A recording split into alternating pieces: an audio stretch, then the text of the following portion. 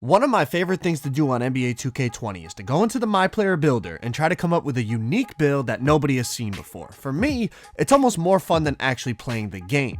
But it got me thinking, for NBA 2K21, what are we doing for player creation? Are we going back to the old way of archetypes, or even before that to inside-outside balanced? Are we keeping the pie charts? Are we revamping the pie charts and making it different? So I decided to post on Twitter and Instagram to find out what you guys think needs to be done for 2K21 Player Builder. Now, some of the responses I got were really good, and I'm gonna bring them to you in this video. This video is gonna be all about your guys' idea for 2K21. So if you don't follow me on Twitter and Instagram, make sure you go do that. They're gonna be pinned in the comment section, because listen, if you want your idea to be heard by thousands of people, now's your chance. Anytime I put a tweet or post on Instagram, you guys post it, there's a chance it gets in the video. And I got my 2K logo now, so we know the devs are watching my videos. Well, at least we hope they are.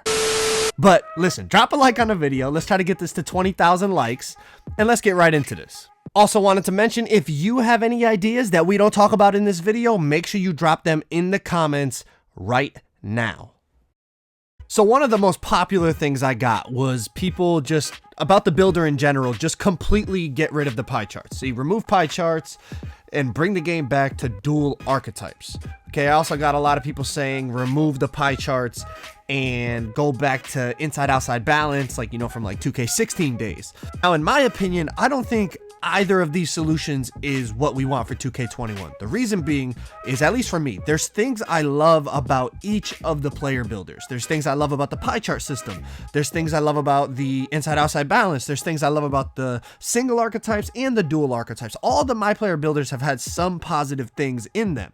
Now, it would be tough to extract every little positive thing out of each of them and put it all into one. Now, that would be in a perfect world.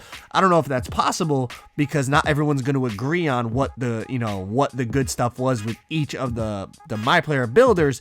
But I don't think completely going back to an old builder is the answer. That's going to come across as very lazy, and that, you know, they weren't willing to try to make it better. They were just going to go back to the old way. And I understand thinking back to old games, you know, oh, it just, you know, the nostalgia of it, it's going to feel like, you know, oh, that game was just so good. But you guys got to realize, every single year on 2K, people complain that the game is trash. And then maybe a year or two after, you kind of forget about all the kind of BS we had to deal with, and you just remember the good stuff. Like, already, people are already saying 2K19 was a way better game than 2K20. You know, that game was way more fun.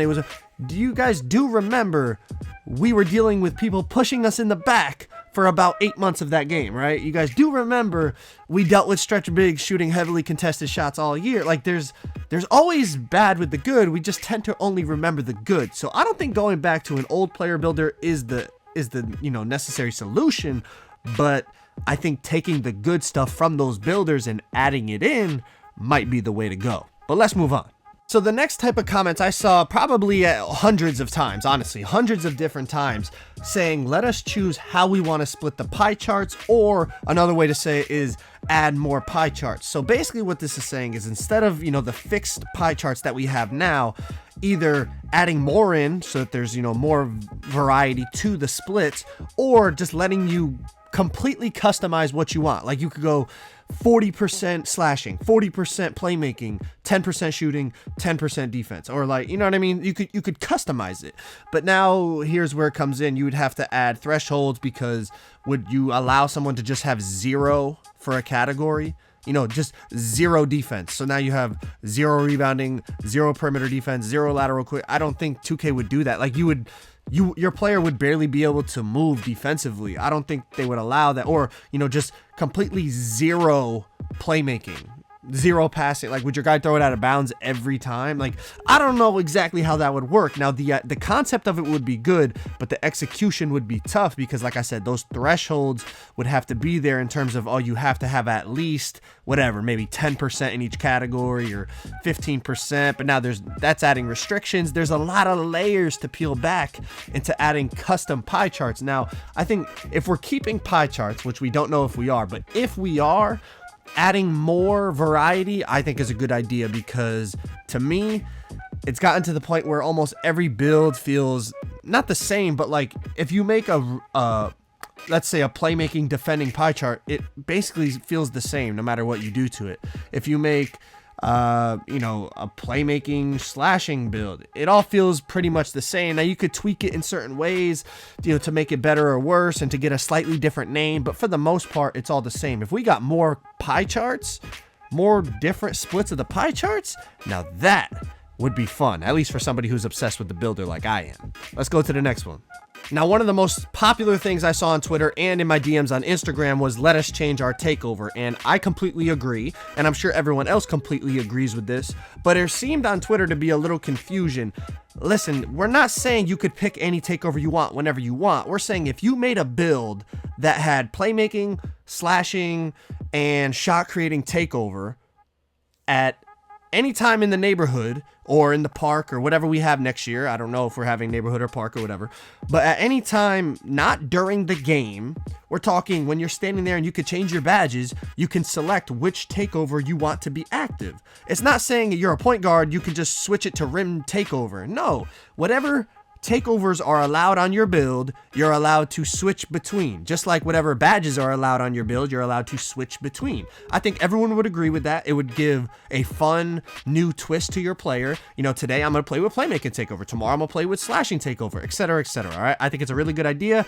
I don't see why anyone would disagree with that. Next up, and this is a really big pet peeve of mine about NBA 2K20, builds to be named what they can do. This is one of the most frustrating things for me is that, for example, my facilitating finisher, I can make that same player name with at least 6 or 7 different pie charts. So one of them is a sharpshooter with an 80-something three-pointer that can shoot from half court, and another one is a big slasher that has a 60 three-pointer, but they both have the same name. I don't like that. You need to be able to distinguish what a build can do by the name. Why is one type of glass cleaning lockdown basically a sharpshooting rim protector, but then another glass cleaning lockdown is literally a pure glass cleaner that can't shoot at all? They have the same name but do completely different things.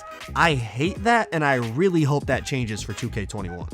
This next idea, which we've talked about in the past and we thought we were getting this year, about being able to respec builds or at least being able to trade in one max build and like getting a refund for him, or being able to like just trade one max build for another max build. First of all, that would save me a lot of time and a lot of money. I've made over 20 builds on NBA 2K20 and got them to 99.9 max badges, all that type of stuff. But I think even just for people that play the game casually, that would be nice.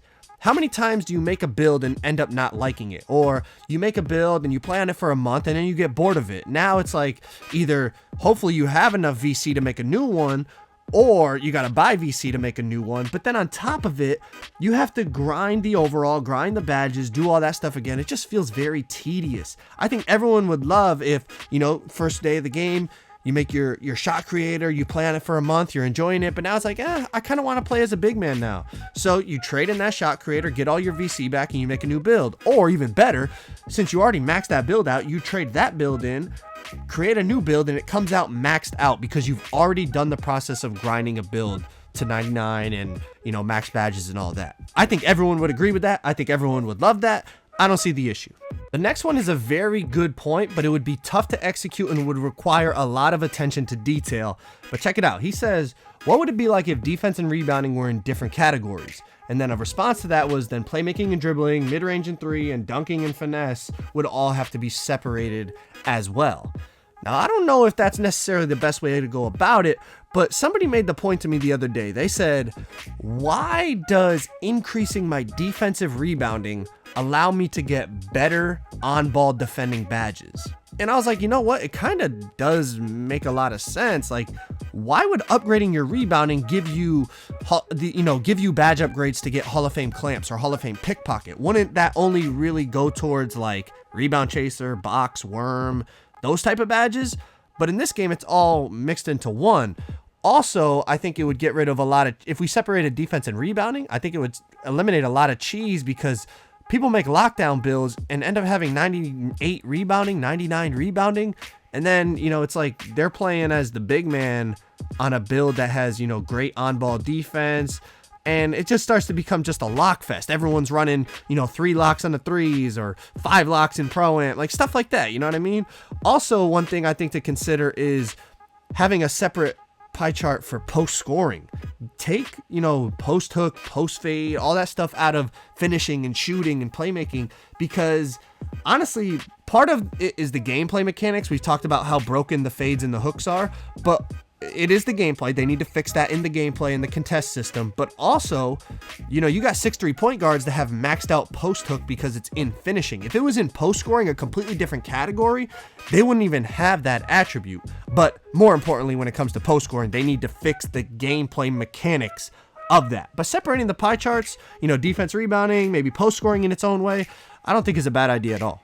The next thing I saw was no more losing my 99 overall. Now, the idea of a fluctuating overall was good, but the execution was a little off, because unless you're the guy with the ball in your hands all the time, you could be a spot up lockdown, like a lock sharp, like a 3-and-D type of player.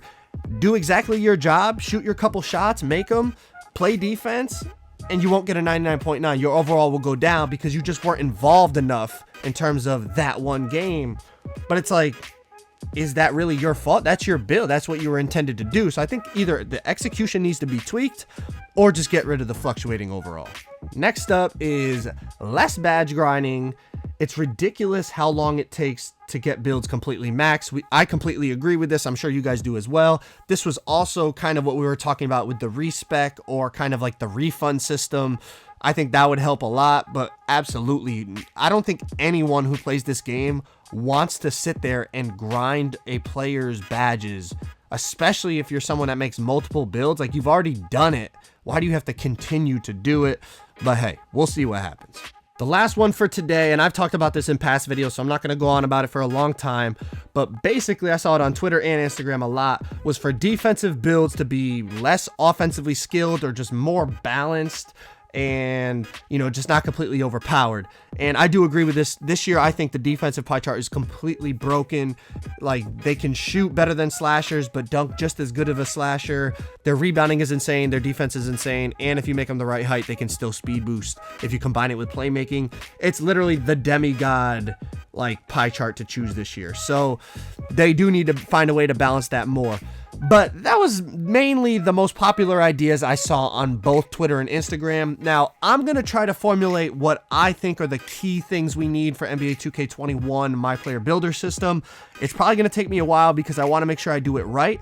But if you have any suggestions, make sure you leave them in the comments. I will be looking for more good ideas like I saw in this video. But hopefully y'all enjoyed. Drop a like if you did. Subscribe if you guys are new. I'm out. Peace.